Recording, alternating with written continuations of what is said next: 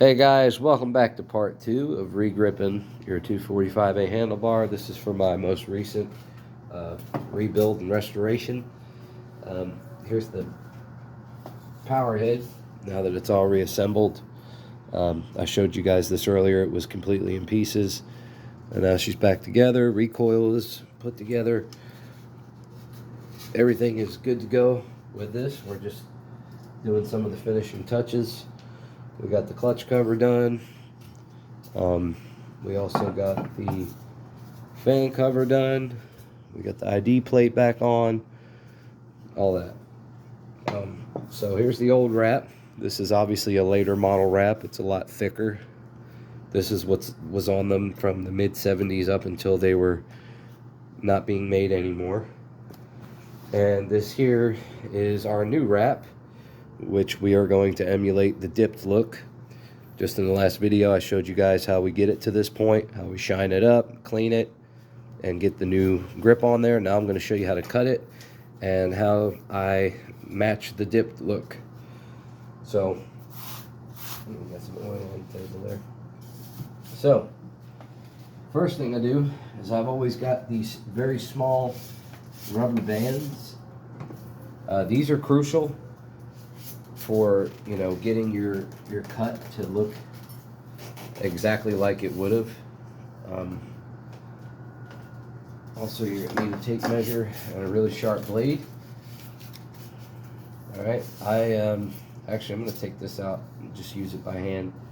I like doing it by hand or with an X-Acto knife, but this blade is kind of dull, so we're not going to do that. All right, so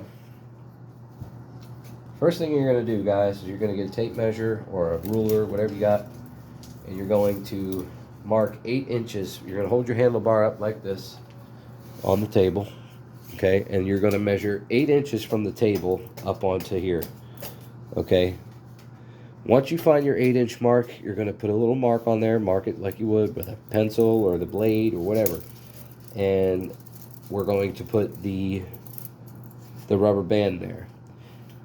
Okay, so there's my 8-inch mark right there. All right, there's my 8-inch on it. Then you get your small rubber bands and you go over just like this. Get it on your little mark, wherever your 8-inch mark is. Okay, this is where the rubber band is crucial, guys, because if you're wanting to emulate the dipped look of those early handlebars, a lot of people, what they'll do is when they cut them, they just put it around like this and they just cut right there. That's you know, I mean, hey, it'll work from a distance. It will look okay, but if you want it to look a lot like what the movie did, or, you know, the early saws did, it was called a flush cut. That's what they called it. They had a half cut and they had a flush cut. The original wrap that we just cut off was a half cut. Now this sometimes takes a little playing around.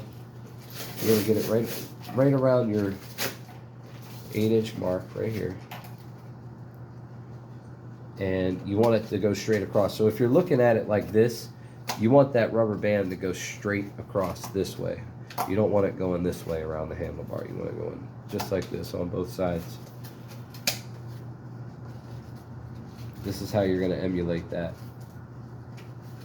I mean, I know some guys would, they should just, oh, well, you know, you should just cut the heat shrink tubing that way so you don't have to do this. Guys, that doesn't work, especially when you're pulling on this.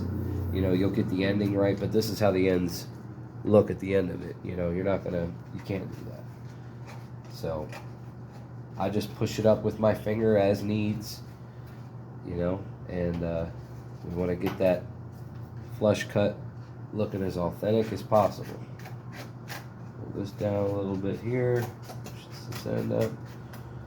Just takes a little bit of patience, and then I always check it like this. Turn it around 360 so I can fine tune it. Oh, okay, and I'm liking that. So now, fun part, you take your razor blade and you just follow that rubber band, guys. Just like this. Keep your razor blade right on the rubber band. Go. Just press, because the heat shrink tubing is actually not very thick at all. It cuts pretty easy. I think this blade's got a lot of hours. Might be a little dull, but I'm just going to roll it around just like this along the edge of the rubber band.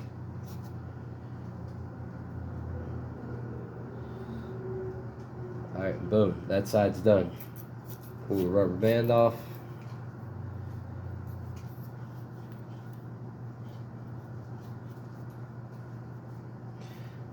Go to the inside of the handlebar. Find your cut and lightly score the wrap like this. You're going to peel it off. I think it might be a little hard to get because of the adhesive, but boom, there you go. Now you got one side done of your flush cut handlebar. That's one side. As you can see, the line goes straight across rather than around. And then you do the same exact thing on the other side, y'all. Another way to do it is right where the handlebar starts to get thin, right before the bend. That's the 8-inch mark on these. You know, so you don't have to measure. Like I said, I've done so many of them. Don't necessarily have to be so precise.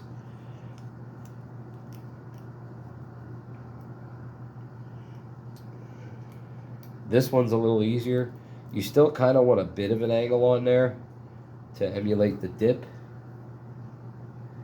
because they all weren't perfect. You know, they were, every one of these saws had, you know, like a fingerprint, you know,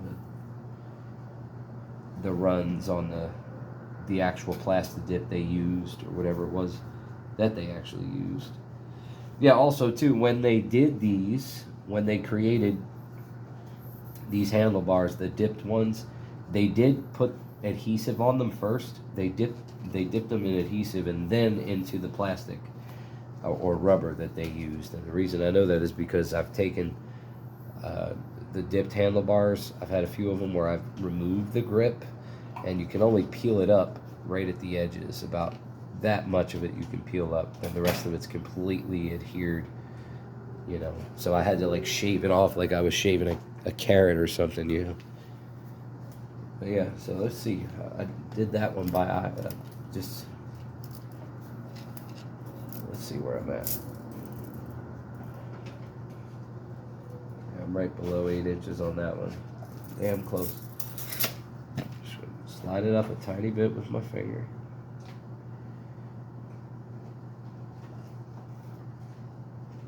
And I hope this video is helpful for anybody out there who has a 245 that, you know, they want to use for Halloween, you know, Leatherface. And you're looking for tips on how to make your saw look a little bit more like the movie saw. It's a perfect video for you. Or guys out there who have a saw that, you know, they want to do this too. Anyway, all right, here we go. And then same thing. Make your cut along the rubber band. Let the blade do the work.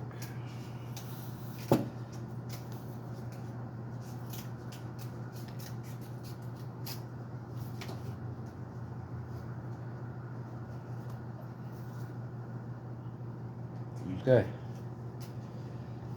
Same deal. Pull this off. Go on the inside. Score it.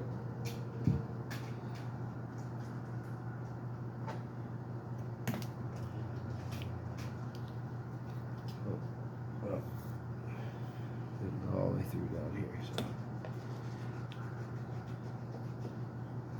People go, oh, you must waste a lot. I mean, Not really. I mean, of course you're gonna get a little bit of waste, but not very much. It's better to, like I said, it's better to have enough heat shrink on your handlebar than not enough. Boom. There you have it. Regripped 245A handlebar. Only thing left to do on this, guys, and this is totally optional.